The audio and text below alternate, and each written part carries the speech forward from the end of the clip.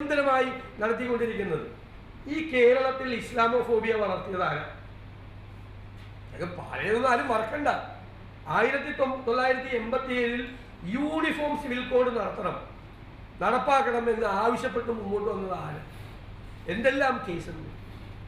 ഈ പൗരത്വ നിയമവുമായി ബന്ധപ്പെട്ട് സമരം നടക്കുമ്പോൾ ആ സമരത്തിലെ കേസുകൾ പിൻവലിക്കുന്നുണ്ട്. എത്ര കേസ് പിൻവലിച്ചു? തമിഴ്നാട് ഗവൺമെന്റ് ക്യാബിനറ്റ് യോഗം തീരുമാനിച്ച് മുഴുവൻ കേസുകളും പിൻവലിച്ചു. ഇവിടെ ഇപ്പോഴും ആളുകൾ കോടതി കയറി ഇറങ്ങി നടക്കുക. പൗരത്വ നിയമത്തോട് സ്നേഹമുള്ള ആളുകൾ എന്തുപറ്റി കേസ് പിൻവലിക്കരുന്നത്? BJPയെ പ്രീണിപ്പിക്കാൻ വേണ്ടിയിട്ടോ?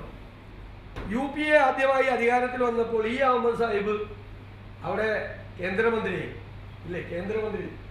അപ്പൊ എന്താ അന്ന് VS അച്യുതാനന്ദൻ പറഞ്ഞത്? മതേതര ഭാരതത്തിന്റെ ചങ്കിനെ കുത്തുന്നതാണ്. ഇവിടെ വേങ്ങര ഇലക്ഷനിൽ ജയിച്ച ശ്രീ കുഞ്ഞാലിക്കുട്ടി സാഹിബ് വന്നു. അപ്പൊ അന്നത്തെ മന്ത്രിയായിരുന്ന കടകംപള്ളി സുരേന്ദ്രൻ, പിണറായി വിജയന്റെ മന്ത്രിസഭയിലെ മന്ത്രിയായിരുന്ന കടകംപള്ളി സുരേന്ദ്രൻ എന്താ പറഞ്ഞത്? മലപ്പുറത്തിന്റെ ഒരു വർഗീയ മനസ്സെന്ന് അല്ലേ? എല്ലാ വിഭാഗം ആളുകളുടെ വോട്ട് കിട്ടി ഉജ്ജ്വലമായ ഭൂരിപക്ഷത്തിലാണ് കുഞ്ഞാലിക്കുട്ടി സാഹിബ് ജയിച്ചു വന്നത്. അന്ന് ഈ പിണറായി വിജയൻ മന്ത്രിസഭ അംഗം കടകംപള്ളി സുരേന്ദ്രൻ പറഞ്ഞത് തിരുത്തിയ മലപ്പുറത്തിന്റെ വർഗീയ മനസ്സാണോ എന്നാണോ CPMന്റെ അഭിപ്രായം? ഒരു മന്ത്രി പറഞ്ഞതാണ് പിണറായി വിജയന്റെ മന്ത്രിസഭയിലെ. അപ്പൊ ഞങ്ങളെ കൊണ്ട് ഇതൊന്നും പറയിപ്പിക്കരുത്, ദയവ് ഇത് പറയിപ്പിക്കരുത്. നിങ്ങളുടെ പാരമ്പര്യം, നിങ്ങളല്ലേ വഖഫ് നിയമനം മുഴുവൻ PSCക്ക് വിട്ടുകൊണ്ടുള്ള തീരുമാനം കൊണ്ടുവന്നത്? എന്നിട്ട് എന്തൊക്കെയാണ് നിങ്ങൾ നിയമസഭയിൽ പറഞ്ഞത്? ഞങ്ങളല്ലേ എതിർത്തത്? പൗരത്വ നിയമത്തിനെതിരായി കേസ് കൊടുത്തിരിക്കുന്നത് ആരാ? മുസ്ലിം ലീഗല്ലേ കൊടുത്തിരിക്കുന്നത്? എന്താ ഇവർക്ക് എന്താ ഇതിനകത്ത് കാര്യം? അപ്പൊ തെരഞ്ഞെടുപ്പ് അടുത്ത് കഴിഞ്ഞപ്പോൾ BJP ഉണ്ടാക്കുന്നത് പോലെ തന്നെയുള്ള ഒരു വർഗീയ ധ്രുവീകരണം ഉണ്ടാക്കാൻ വേണ്ടി ഇവർ ശ്രമിക്കുകയാണ്. ഇപ്പൊ വടകരയിൽ എന്താ ചെയ്തത്? വടകരയിൽ ബോംബ് പൊട്ടി CPM-കാരുടെ കൈ പോയി. അവിടുത്തെ CPM സ്ഥാനാർത്ഥി വന്നൊരു നുണബോംബ് പൊട്ടിച്ചു, അത് ചീറ്റിപ്പോയി. അപ്പൊ അവര് പറയാണ് ഞാൻ പറഞ്ഞിട്ടില്ല. ഞങ്ങളുടെ കയ്യിൽ അവര് പോലീസിന് കൊടുത്ത പരാതിയുണ്ട്.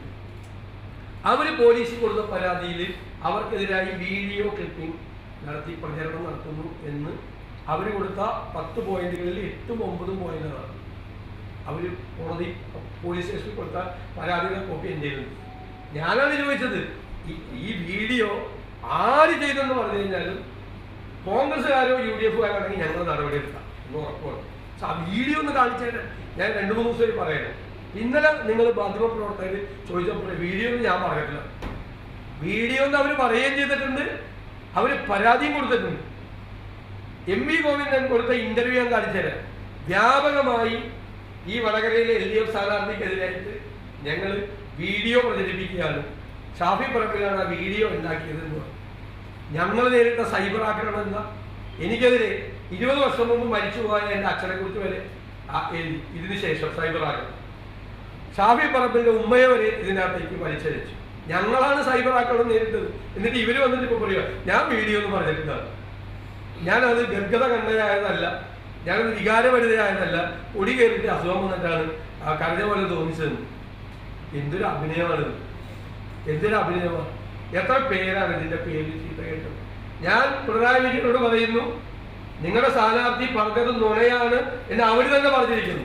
വീഡിയോ പ്രചരിപ്പിച്ചു എന്നതിന്റെ പേരിൽ നിങ്ങൾ എടുത്ത മുഴുവൻ കേസുകൾ പിൻവലിക്കും. പാവപ്പെട്ടവർക്കെതിരെ, നിരപരാധികൾക്കെതിരെ കേസെടുത്തിരിക്കുക. ഞാനൊരു 9 പരാതി കൊടുത്ത് എനിക്കെതിരെ ഒറ്റത്തിനും കേസെടുത്തില്ല.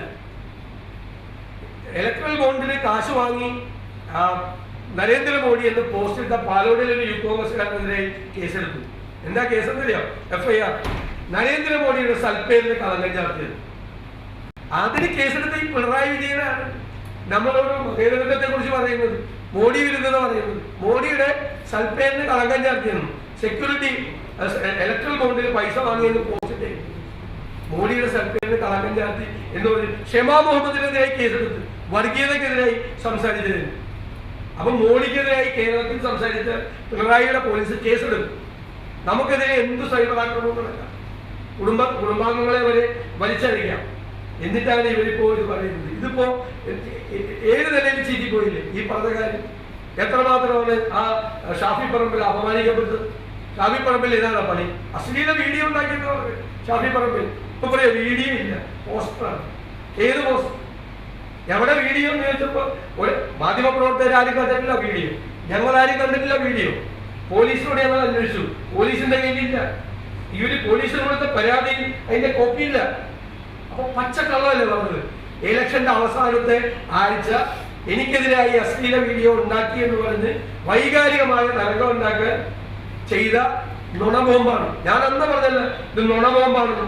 ഇപ്പൊ നുണബോംബ് പൊട്ടിയില്ലേ, മറ്റേ പാനൂരിലെ ബോംബും പൊട്ടി, ഈ നുണബോംബും പൊട്ടി, രണ്ടും കൂടി ഒരുമിച്ച് പൊട്ടി.